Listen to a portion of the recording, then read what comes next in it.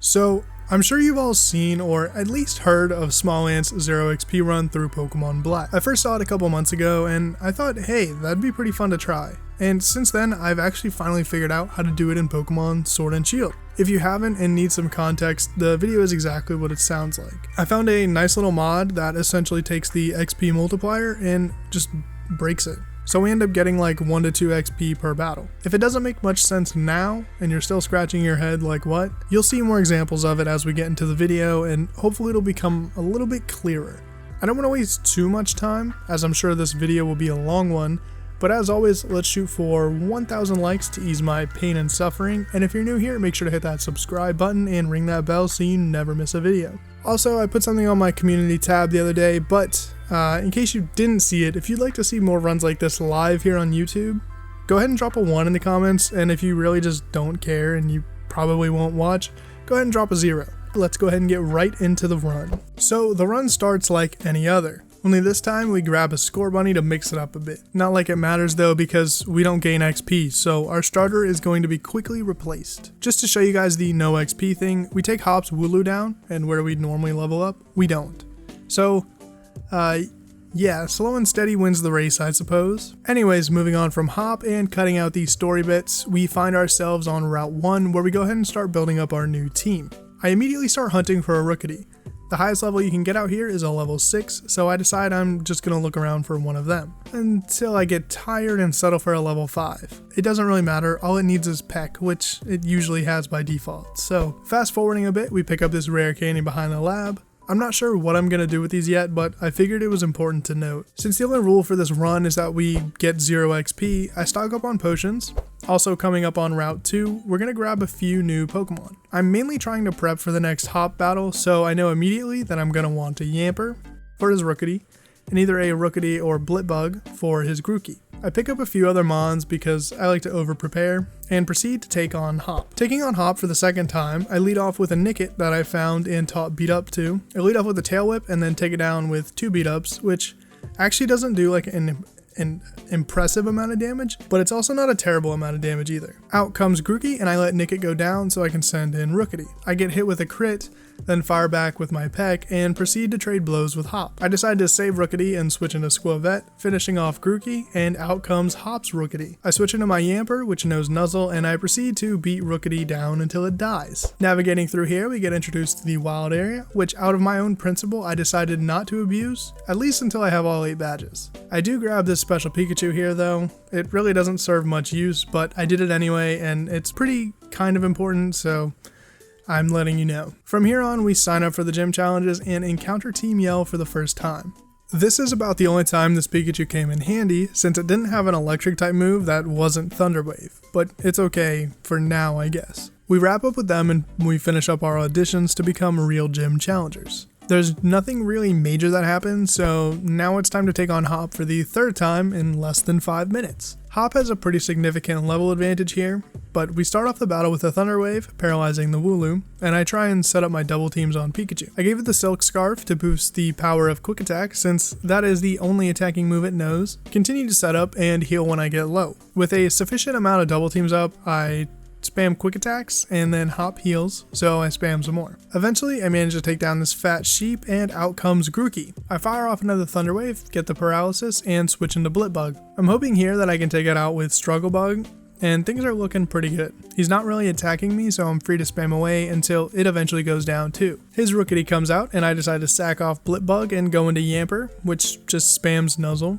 until we wrap this battle up with Hop and are free to continue off on the next route, where we will pretty much just straight up be scratching our current team. Gotta love it. We end up catching a Machop at level 12, a Vulpix, and a Trubbish. Fast forwarding to our first battle with Bead, I totally thought for some reason that Trubbish was the answer and that I could Amnesia to +6 and sweep, since he's got a mix of Psychic Fairy, but unfortunately I miscalc all of that and lose.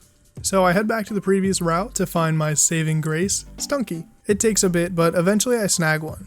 Stunky is both poison and dark type, which walls pretty much everything Bead can throw at us. I also managed to grab this level 18 Corvisquire just chilling over here, so at the worst case we have something strong to back us up. It's like I sacked off my 3 Rookities in order to fuse them into this Corvisquire or something, and I probably think that's a lot funnier than it is, but you know. After that it's time for my rematch with Bead.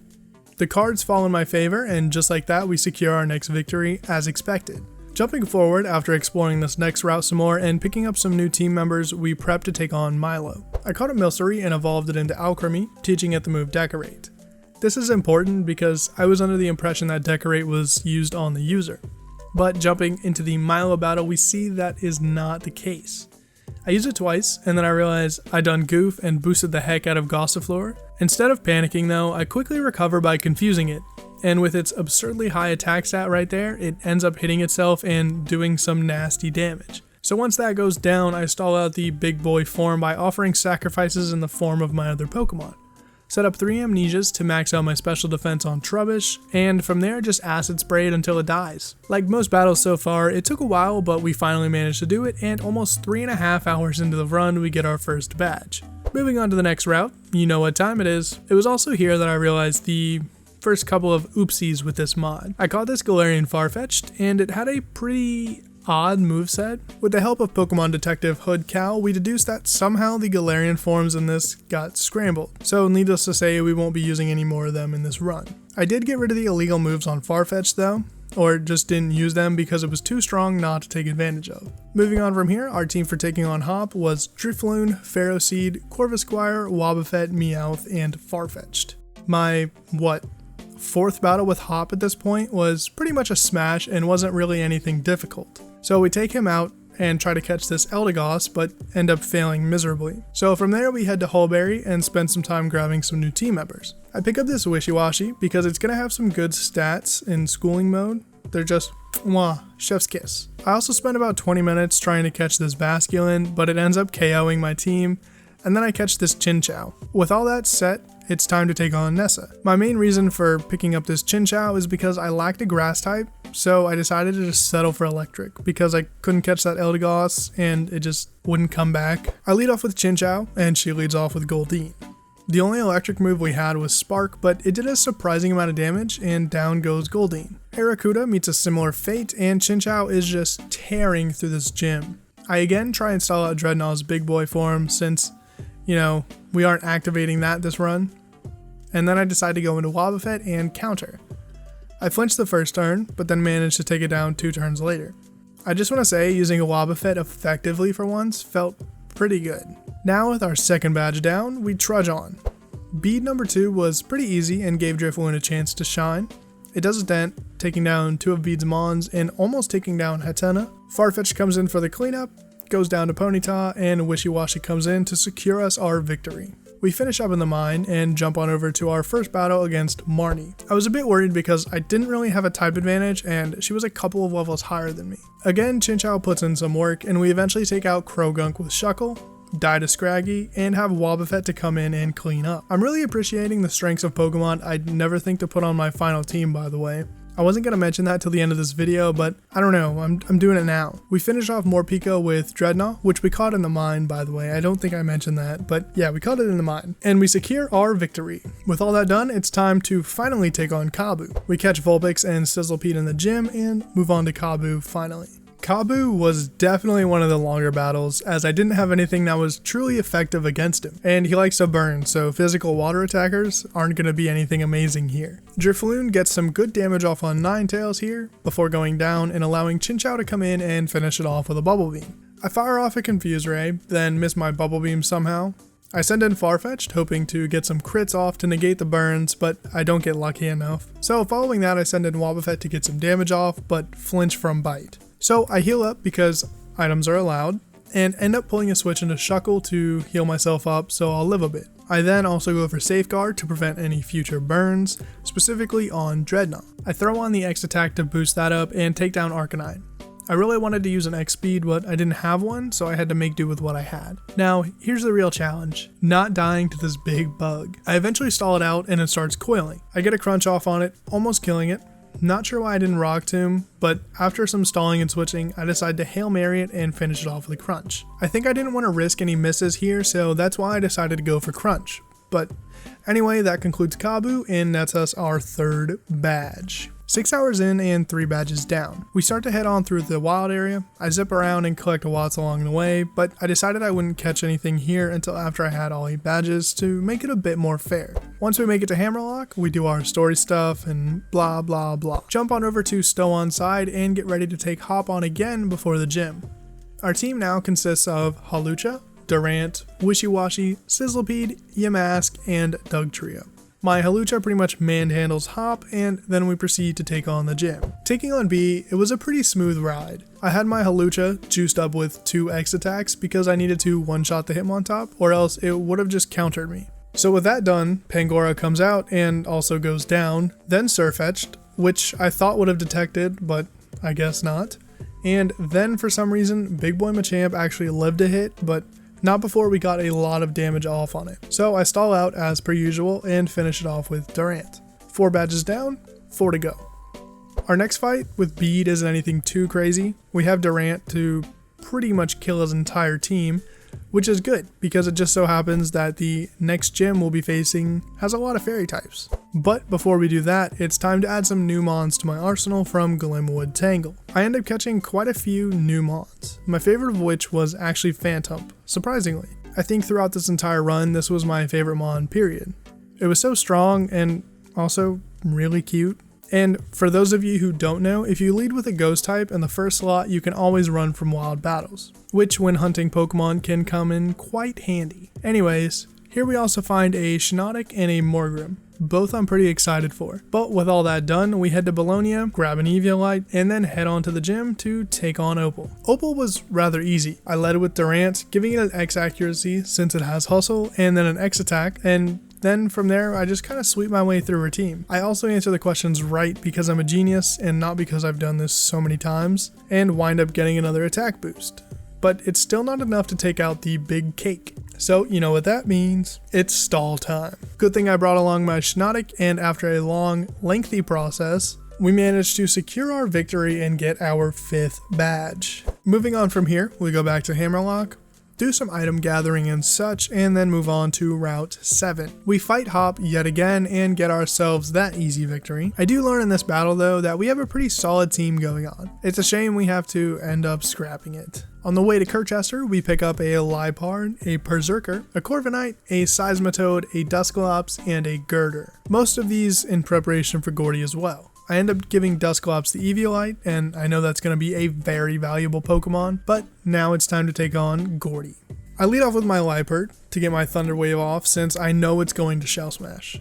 From there, I swagger with my Berserker since it's got crazy high attack right now.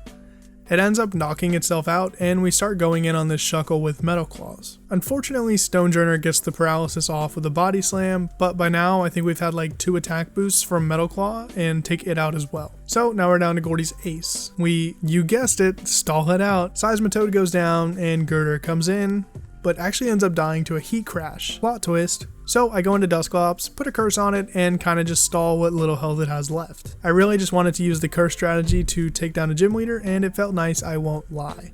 We take down Hop yet again and continue on from Kirchester with our eyes set on Spikemouth. On the way to Spikemouth, we catch one very important Pokemon, that being Grapploct, and also we grab an Octillery because that's also very important. I love you, Octillery. Following that, and a little bit of self-love and care, we set on out to take down Piers. If you haven't guessed it already, Grapploct will be the star of this gym. The battle starts off, my Grapploct is getting flinched and sand thrown in his eyes, and I'm intimidated, so I decide to switch into Octillery. It takes a beating and goes down, but with Scrafty pretty low, Corviknight can come in and clean this one up. I specifically taught it U-turn for this Malamar, but I end up getting outsped and die instantly, so that's a bummer, but what can you do? I revive Corviknight and trade Dusclops for it before killing off Malamar with a U-turn.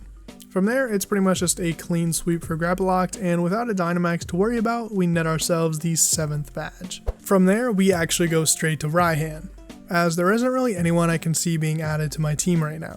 In our battle versus Raihan, I lead off with Octillery and Grapploct. Octillery has Ice Beam and takes down Flygon, but this is where Calamity struck. I'm not sure if there was an issue with the mod I was using or what, but I'm suspecting it wasn't made perfectly or there was an issue with something, but we actually ended up gaining XP when we took down Flygon and Gigalith. So what I think happened is there's just mons that give XP no matter what, but I'm about 15 hours into this run. 15 hours that I'll never get back. So I decided to trudge on. I don't think it really mattered anyway, plus we scrapped most of the team after this battle anyway, but I'm sure a lot of you are going to have mixed opinions in the comments. Pushing on with Raihan though, we whittle him down to the point where the rest of our team can kind of just have its way with him. Also, Dusclops misses like way too many Will-O-Wisps. Moving on from here though, we make our way to Winden, picking up a Glalie along the way, and I think that's actually the only mon that matters. Also, now that we have all 8 badges, I decided to tap into the wild area to construct our final team. I end up picking up only 3 mons, those being Excadrill, Gyarados, and Golisopod. The only addition I think will be Eternatus when we finally catch it, but now we have some real power on our side. As for our next bunch of fights, I'll spare you those. We made it through the first go around of the tournament without much difficulty, took down Oleana, beat the gym leaders again, took down Chairman Rose, captured Eternatus, and came to face Leon. He leads with Aegislash, and I go ahead and Dragon Dance, predicting the King Shield, and set up another one the following turn to get it to turn into Blade form. From there, I know it goes down to a Crunch, and now I'm sitting pretty good. I crunch the Dragapult, taking that down as well. Then I Waterfall the Mr. Rhyme, and actually get the flinch off, very luckily, since I have it holding the King's Rock as well. I know it won't take down Haxorus, so I decided Thrash for the damage and go into Excadrill here to take the Outrage, but I got a little bit too cocky and Haxorus EQs us on the next turn. So for some reason I go into Glalie here and it dies instantly. I send an Eternatus to kill off Haxorus with a Dragon Pulse, go ahead and do the same to Inteleon, and out comes Charizard. I switch out to clear my negative stats, switch into Golisopod, I guess, and try to get some damage off, and then go back into Eternatus. Dynamax Cannon actually does double damage to Dynamax Pokemon, so it's one strong move. And then finish off Charizard next turn to finish this run. The run itself was actually really fun. I did have some hiccups with the mod, but I don't think those really played a huge role in making this any easier. Not to say it was totally easy, but it's hard to make Pokemon Sword and Shield really hard.